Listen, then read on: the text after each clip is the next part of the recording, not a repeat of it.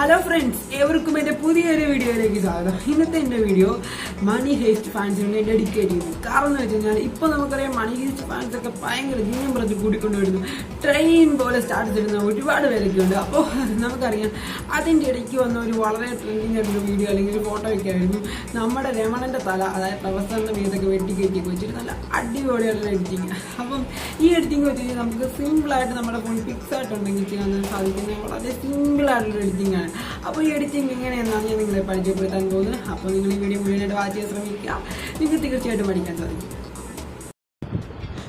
Okay, അപ്പോൾ നമ്മൾ already പ്രൊഫസറിൻ്റെ photo ഇതിൽ ആഡ് ചെയ്ത് വെച്ചിട്ടുണ്ട്. കാരണം വെറുതെ നമ്മൾ സമയം കൂടി ലാഭിക്കാമല്ലോ. ഇനി നമുക്ക് വേണ്ടതെന്ന് വെച്ചാൽ ഇതിലേക്ക് രമണൻ്റെ ഒരു നല്ല ഫോട്ടോ കൊണ്ടുവരണം. അപ്പോൾ ഇത് ഞാൻ ചൂസ് ചെയ്തത് നല്ല ഗൗരവമുള്ളൊരു ഫോട്ടോയാണ്. നിങ്ങൾക്ക് മേളിൽ കാണാൻ ഒരുപാട് രമണൻ്റെ വേർഷൻസ് ഞാൻ കുറേ ചെയ്ത് പഠിച്ചിട്ടാണ് ഈ വീഡിയോ ചെയ്യുന്നത്. അപ്പം ഞാൻ നല്ല ഗൗരവമുള്ളൊരു ഷേപ്പുള്ളൊരു ഫോട്ടോ സെലക്ട് ചെയ്തു. പക്ഷേ ആ കൂടെ നമുക്കിപ്പോൾ ദിലീപേണ്ണെ കാണാൻ സാധിക്കും. ഇപ്പോൾ ദിലീപേണ്ണെ നമുക്ക് ഇറേസ് ചെയ്ത് കളയണം. അപ്പോൾ അവിടെ ഒരു എളുപ്പമെന്ന് വെച്ചാൽ പേഴ്സൺ യൂസ് ചെയ്ത് കഴിഞ്ഞാൽ പുറകിലെ ആ ഷെയ്ഡൊക്കെ ഒരു പരിധി വരെ നമുക്ക് കളയാൻ സാധിക്കും. എങ്കിലും പൂർണ്ണമായിട്ടും പോകില്ല. അതുകൊണ്ട് തന്നെ നമുക്ക് എന്താ പറയുക, മാനുവലായിട്ടുള്ള ഇറേസ് ടൂൾ എടുത്തുകൊണ്ട് തന്നെ ഉരച്ചൊരച്ച് കളയുക. ഇതുപോലെ തന്നെ ഇവിടെ ഏറ്റവും കൂടുതൽ ശ്രദ്ധിക്കുന്ന ഒരു പോർഷനും മാക്സിമം എന്താ പറയുക, നമ്മുടെ അശോകൻ ചേട്ടൻ്റെ തല മാത്രം മതി, ബാക്കിയുള്ള എല്ലാ പോർഷനും ഇറേസ് ചെയ്ത് കളയുക.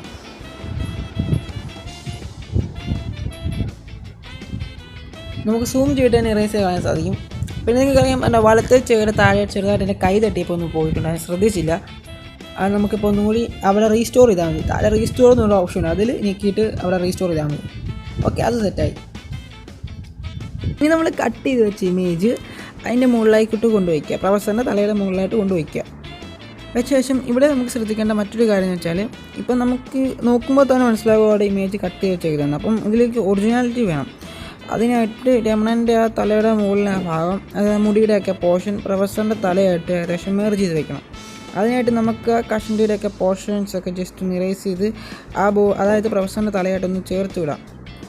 അപ്പോൾ ഇവിടെ ശ്രദ്ധിക്കേണ്ട മറ്റൊരു കാര്യം, രമണൻ്റെ ഹൈലൈറ്റ് എന്ന് പറയുന്നത് ആ ചുരുണ്ട മുടിയാണ്. ആ ചുരുണ്ട മുടി പോകാണ്ട് തന്നെ നമ്മൾ പെർഫെക്റ്റായിട്ട് തന്നെ ആ മുഖത്തിലേക്ക് ചേർത്ത് വയ്ക്കണം. അതുപോലെ തന്നെ പ്രൊഫസറിൻ്റെ ഇടത്തെ ചെവിയാണ് ഇപ്പോൾ രമണൻ്റെ ഇടത്തെ ചെവിയായിട്ടിരിക്കുന്നത്, അതായത് വലത്തെ ചെവി. ശരിക്കും സ്ക്രീനിൽ നോക്കുമ്പോൾ ലെഫ്റ്റ്. അതൊക്കെ ആ ഒരു മേർജ് ചെയ്ത് പക്കായാക്കണം. ഇനി നമുക്ക് ഈ ഇമേജിലേക്ക് ആഡ് ചെയ്യേണ്ടത് പ്രധാനപ്പെട്ടൊരു കാര്യം, പ്രൊഫസർ എന്ന് പറയുമ്പോൾ തന്നെ പ്രൊഫസറിൻ്റെ കണ്ണാടിയാണ് വേറിട്ടതാക്കേണ്ടത്. അപ്പോൾ നമുക്ക് ഡിസ്കവർ സ്റ്റിക്കർ എടുത്തിട്ട് ഡിസ്കവറിൽ പോയിട്ട് സൺഗ്ലാസസ് ഫ്രെയിംസ് എന്നൊക്കെ സെർച്ച് ചെയ്യാം. അതിൽ രണ്ടാമത് കിടക്കുന്ന ആ സൺഗ്ലാസ് ഞാൻ അത് ചൂസ് ചെയ്തു. കാരണം അതിൽ ഒരുപാട് സൺഗ്ലാസസ് ഉണ്ട്, എനിക്കതാണ് പെർഫെക്റ്റായിട്ട് തോന്നിയത്, ചൂസ് ചെയ്തു. ഇനി നമുക്കത് ഒരു ആപ്റ്റായിട്ടുള്ളൊരു സ്ഥലത്ത് വയ്ക്കാം.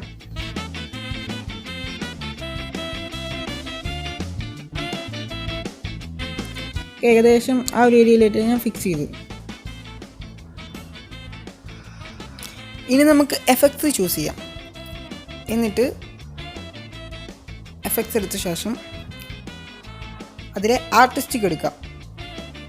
ആർട്ടിസ്റ്റിക്കിലെ പാസ്റ്റൽ നെക്സ്റ്റ് ചൂസ് ചെയ്യാം.